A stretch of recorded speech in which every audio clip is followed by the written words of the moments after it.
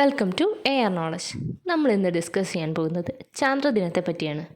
മലയാളത്തിൽ എളുപ്പത്തിൽ പഠിക്കാവുന്ന ഒരു ചെറിയ പ്രസംഗം. ബഹുമാനപ്പെട്ട അധ്യാപകരെ, പ്രിയ സുഹൃത്തുക്കളെ, നമുക്കെല്ലാവർക്കും അറിയാം ഇന്നത്തെ ദിവസത്തിൻ്റെ പ്രത്യേകത. ജൂലൈ 21 ചാന്ദ്രദിനം. നമുക്കെല്ലാവർക്കും ഏറ്റവും കൂടുതൽ അഭിമാനിക്കാവുന്ന ഒരു ദിനമാണിന്ന്. മനുഷ്യൻ ആദ്യമായി ചന്ദ്രനിൽ കാലുകുത്തിയതിൻ്റെ ഓർമ്മ ദിനം. ചാന്ദ്രദിനം ശാസ്ത്ര സാങ്കേതിക രംഗത്തുണ്ടായ ആ വലിയ വിജയം ഓർമ്മിപ്പിക്കുകയാണ്. ചന്ദ്രനിലേക്കുള്ള യാത്ര മനുഷ്യരുടെ കൗതുകത്തിൻ്റെയും അറിവിൻ്റെയും വിജയം മാത്രമല്ല, ഐക്യത്തിൻ്റെയും സഹകരണത്തിൻ്റെയും പ്രതീകവും കൂടിയാണ്. ഈ ദിനം നമ്മെ സ്വപ്നം കാണാനും അതിനായി പ്രയത്നിക്കാനും പ്രചോദിപ്പിക്കുന്നു.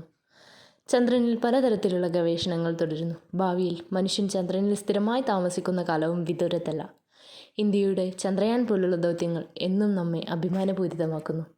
അവസാനമായി നീൽ ആംസ്ട്രോങ്ങിൻ്റെ വാക്കുകൾ ഞാൻ കടമെടുക്കുകയാണ്. That one small step for man, one ഗിയൻ ലീപ്പ് ഫോർ മാൻകൈൻഡ്.